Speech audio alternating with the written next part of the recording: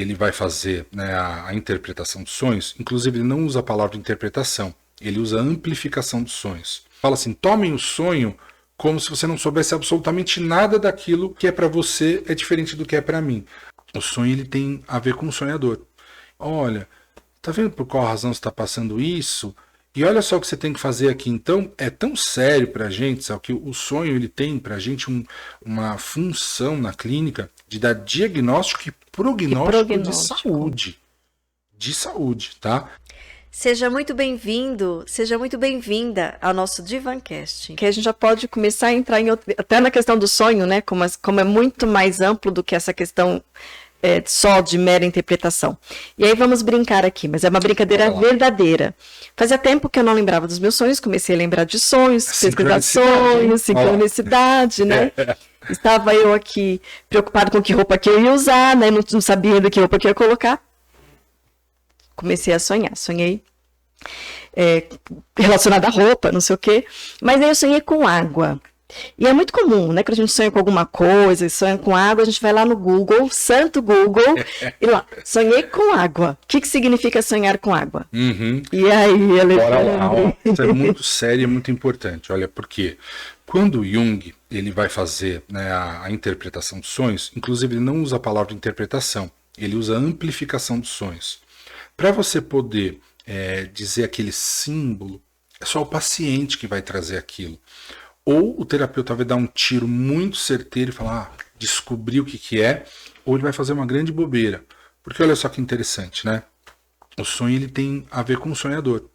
Então esse conteúdo, por exemplo, se a gente falar, nas culturas a gente pode olhar, em vários lugares a água tem uma representação das emoções. Ou do arquétipo materno. Se a gente pega aqui Iemanjá, né, figuras que estão mais próximas da nossa cultura, estão lá com água, Oxum. Aí você pode falar assim, então, né, você sonhou com roupas e com água. Então você tem que tomar cuidado com a sua persona, que é a roupa, né? Hoje eu estou de camisa de rock and roll, e eu atendo assim, de camisa de rock and roll, bermuda descalça. Enfim. E aí, se eu falo para você assim, então você está preocupado com a sua persona e isso te traz uma grande emoção, eu estou falando uma grande bobeira. Porque talvez não seja para você a água isso, esse símbolo talvez não signifique nada para você. E quando a gente faz isso, o Jung fala isso, né? A gente mata o símbolo. Para o Jung, o símbolo é algo que leva a gente para além de qualquer significado. Se você pensar, por exemplo, o que uma cruz vermelha ela simboliza, o que é para você é diferente do que é para mim.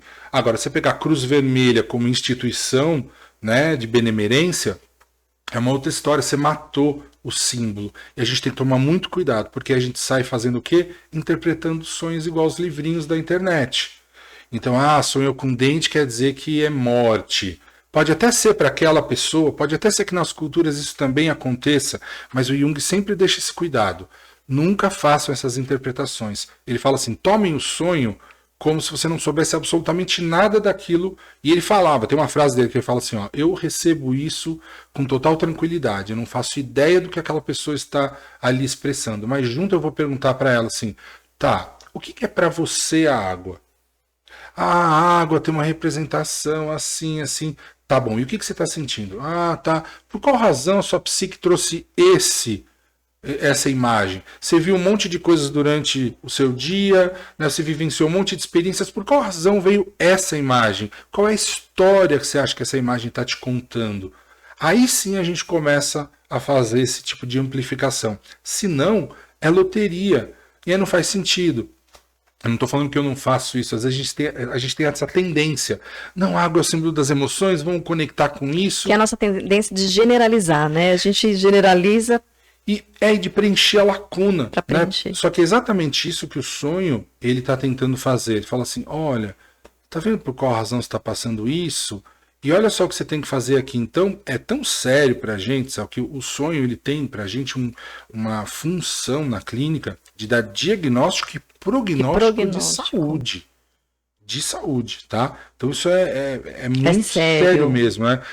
Tem um sonho que é bem icônico, que é de um amigo meu, né, que é psicólogo, e ele estava sonhando, a paciente estava prestes a ter um surto psicótico. E aí ela traz o sonho, ela tinha abandonado o trabalho, não estava bem, E ele percebendo, puxa, eu acho que essa paciente pode entrar em surto, falando de psiquiatria e tal. Aí ela vem e traz o sonho assim.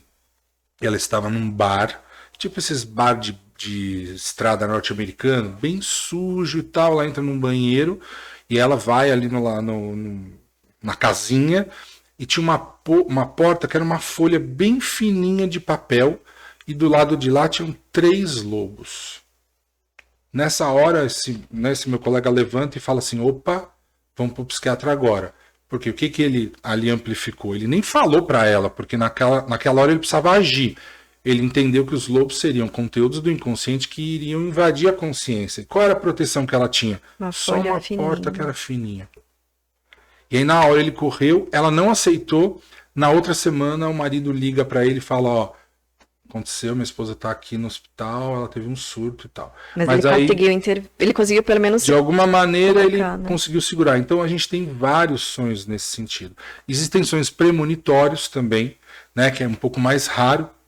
Mas nós temos, por exemplo, uma professora da Unip, que é da pós de Jung, onde eu fiz, também fui professor lá, a Irene Gaeta, que é uma querida, vou dar um beijo para a Irene.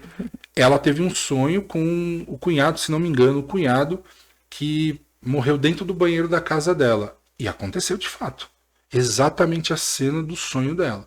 O cunhado caiu morto lá e teve um ataque fulminante. Ela me corrige aí se eu tiver errado com os detalhes, mas ela teve esse sonho premonitório. Mas é muito mais raro. O Jung relata, né, que ele teve sonhos e imagens, teve um sonho com a mãe dele, prenunciando a morte da mãe.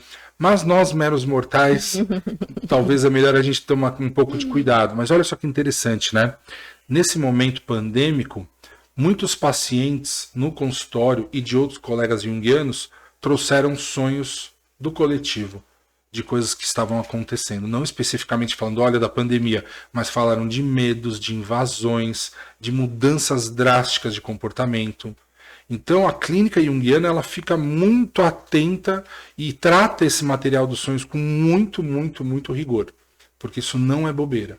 Né? A chave para a nossa saúde, né, mental, psíquica, é a percepção desse universo inconsciente. E aí tem um escritor chamado John Sanford, né, que ele tem um livro chamado O Poder da Cura dos Sonhos. Né? E aí ele fala assim, imagina que todos os dias vem um protetor, chega para você e fala, ó, tá acontecendo isso, isso, isso na sua vida, e aí você pode fazer isso, isso, isso, você escolhe. E a gente levanta e fala assim, isso é uma bobeira. Deixa isso aí de lado.